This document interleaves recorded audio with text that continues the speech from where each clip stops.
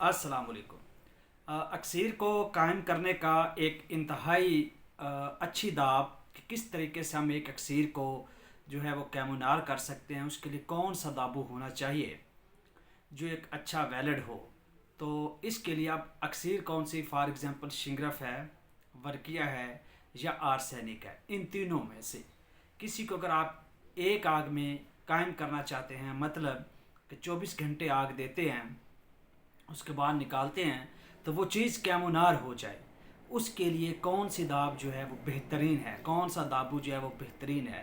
तो इसके लिए मैं सजेस्ट करता हूँ कि मदार का नमक तैयार करें पहला, और उसके बाद पुटकंडा जिसको चरचटा भी बोला जाता है उसका नमक तैयार करें।